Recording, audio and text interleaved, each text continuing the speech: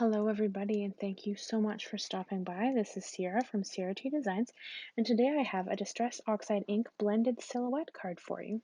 So let's get started. So to start, I took some Gina K masking paper, and I took some of the stamps out of the Says Stamp Woodland Whimsy stamp set.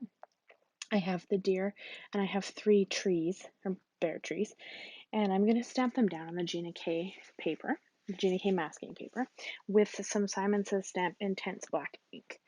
And then I am going to cut them out with Tim Holtz mini snip scissors, which I've already done. I did this off camera just because it takes me quite a while to trim anything that's kind of a bit fussy. So I tend not to record that just because.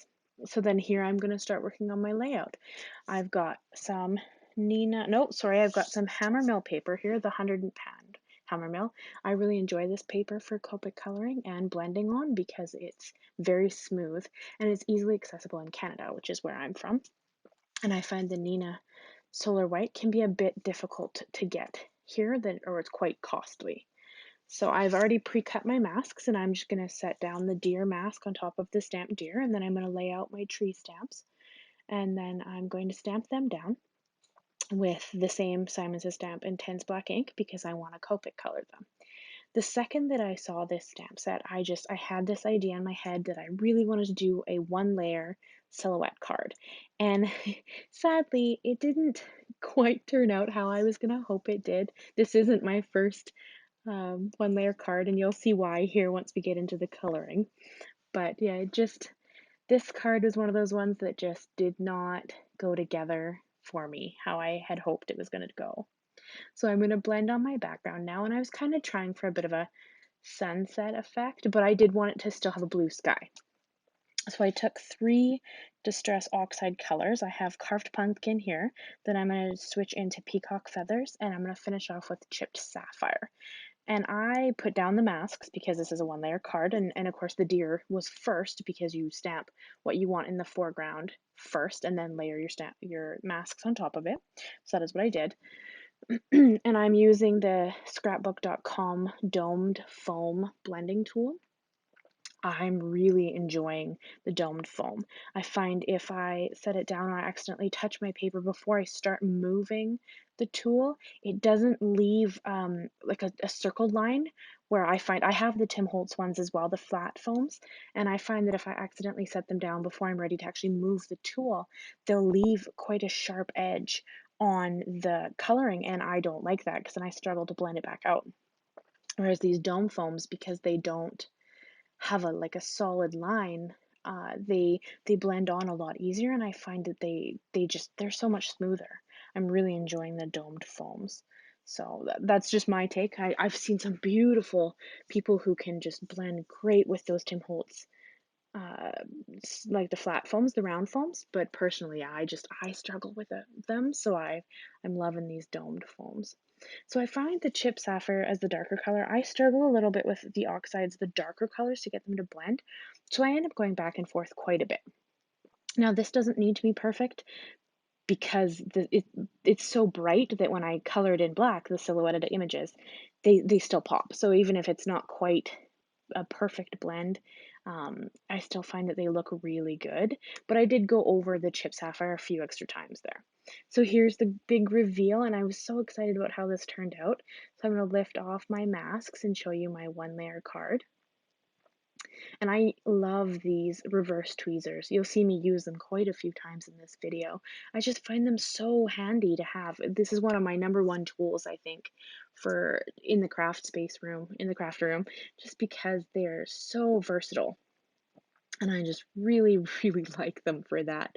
You'll see me use them for multiple different things in this video actually. So here I'm going to lift up the card for you so you can actually see how the blending went. And you can see in the top of that one tree on the left there, the mask kept lifting, so there is a bit of this chip sapphire in that area, but that's okay because we're going to color over it anyway. So here I have a Copic marker. This is 100. It is black, and I'm just going to go over the deer with black because it's a silhouette card and I wanted the deer to be the darkest part of the image. I'm going to go over the trees with C9, So they're actually a dark gray and not a black. So there is some difference in the colors. Like when it doesn't show up great on camera, sadly, but in person you can tell that the deer stands out from the gray trees. However, that's not going to matter because right about here, it's not going to be a one layer card. Right there. My marker was too juicy. And so it dripped a big glob of ink and ruined my dreams of a one layer card for this. Now I'm going to keep going because I don't really believe in throwing things out. I think that we can, with some exceptions, of course, you can pretty much make any card work.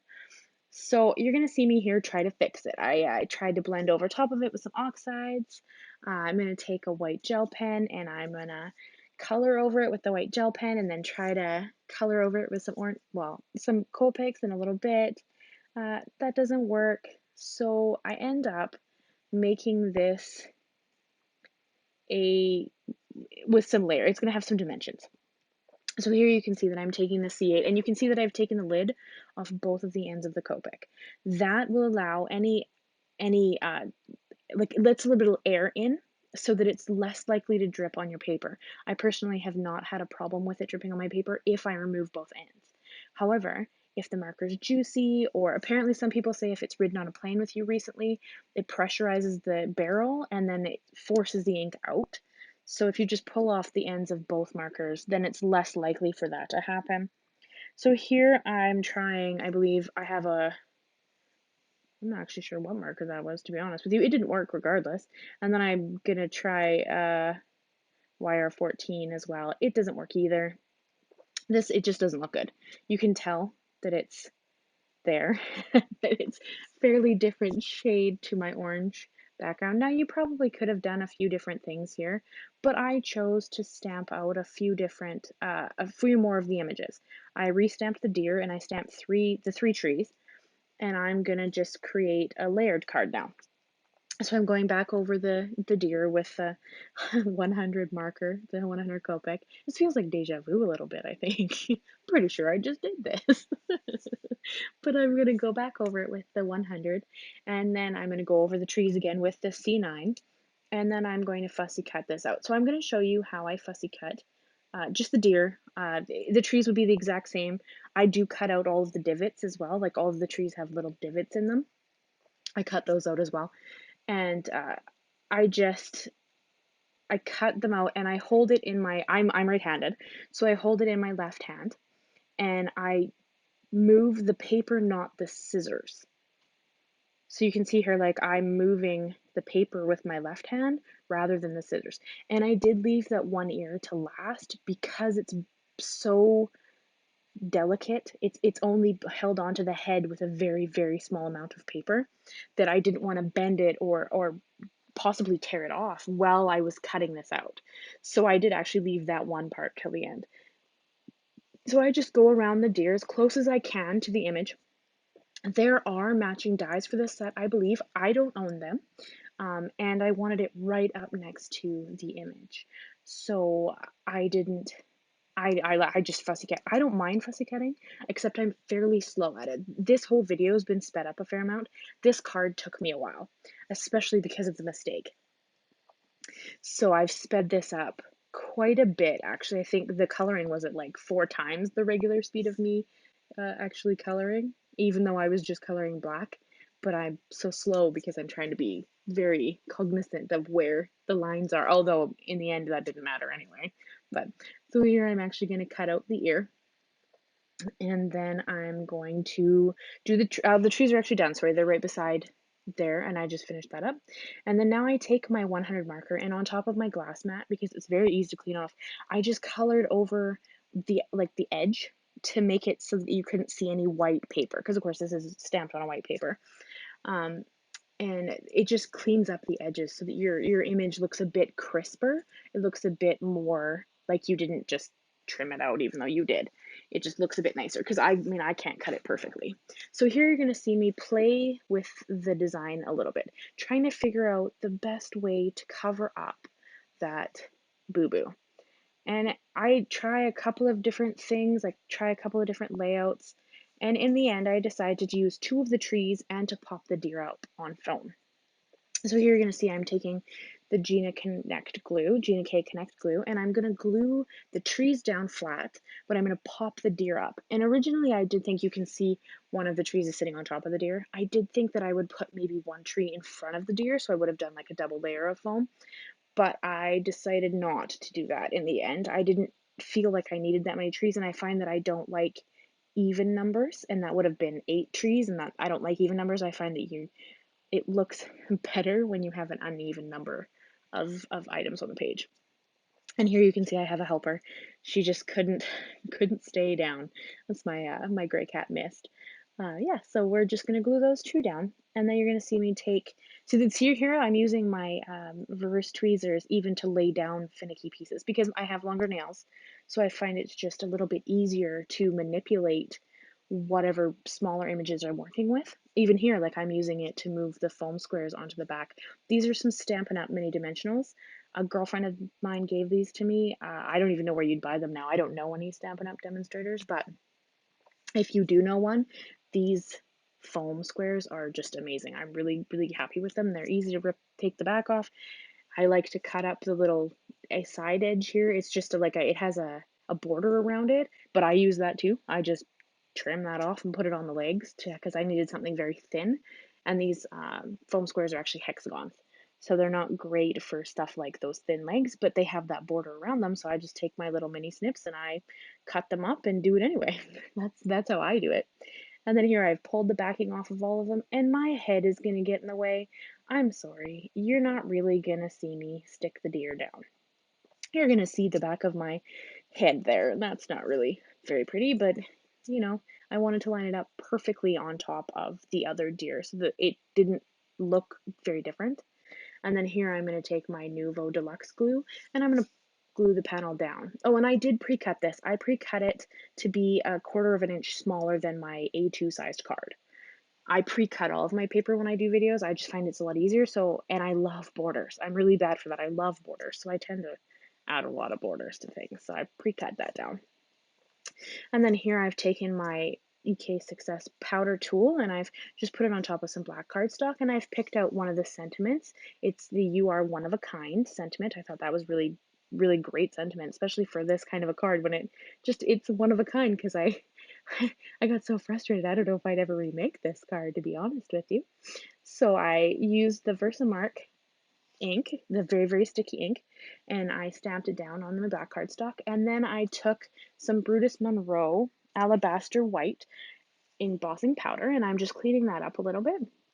And then I took my Wagner heat tool and I preheated it before I actually brought it to the paper. I find that helps with any kind of warping if you have any problems with paper warping or any issues that way.